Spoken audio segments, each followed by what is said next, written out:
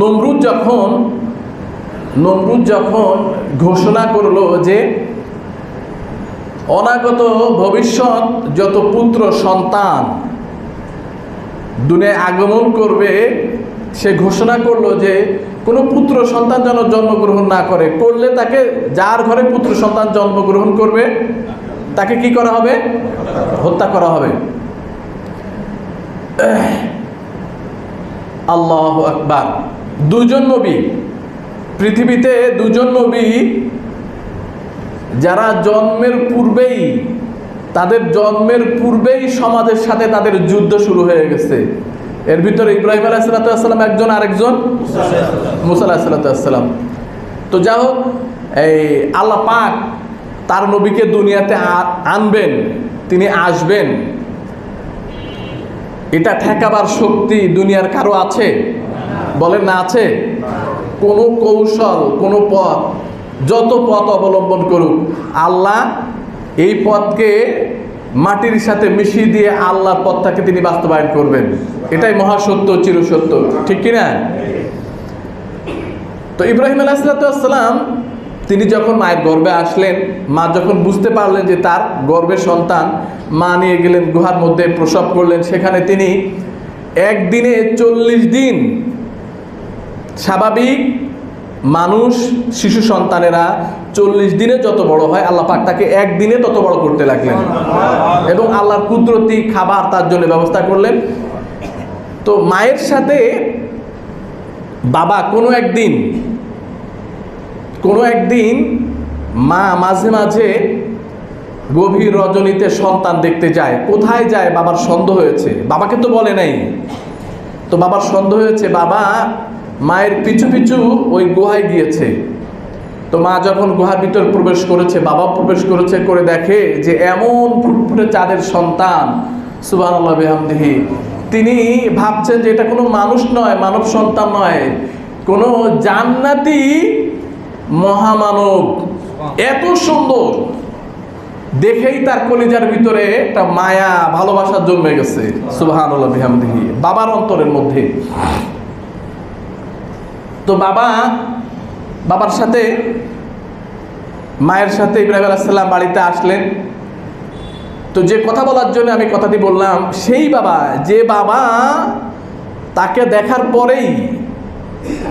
দেখার পরে তার কলিজার ভিতরে একটা প্রাকৃতিক ভালোবাসা জন্মেছে, ওই বাবা ইব্রাহিম আলাইহিস সালামকে হত্যা করার জন্যে কোথায়? আগুনে পুড়িয়ে মারার জন্যে নিজ হাতে চড়ক গাছ সংযোজন করেছেন, স্থাপন করেছেন। ইব্রাহিম আলাইহিস সালামকে যখন আগুনের মধ্যে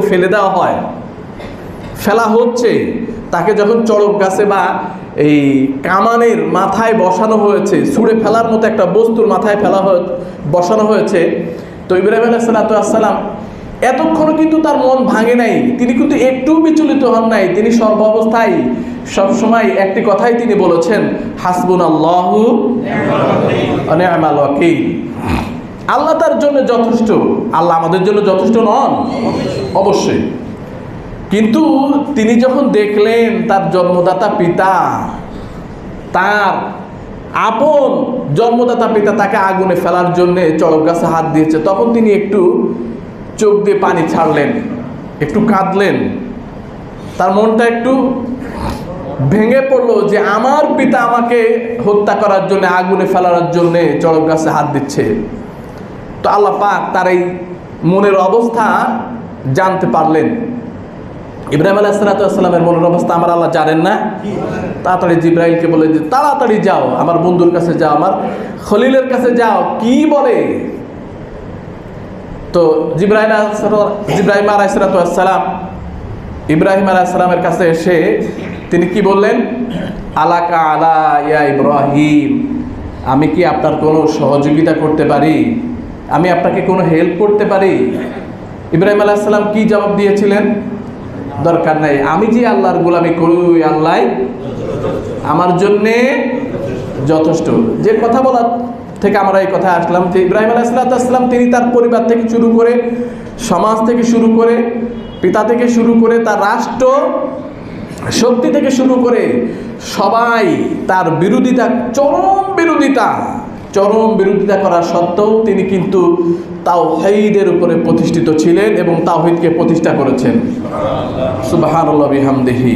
প্রিয় আপনজনেরা, এজন্যে তিনি ছিলেন তাওহীদের স্থপতি, প্রবর্তক। ইব্রাহিম আলাইহিস সালাম তাওহীদের, কিয়ামত পর্যন্ত তাওহীদের যে সূচনা করেছেন, এই ধারা কিয়ামত পর্যন্ত চলবে। মিল্লাত আবিকুম ইব্রাহিম হুয়া সাম্মাকুমুল মুসলিমিন। প্রিয় আপনজনেরা,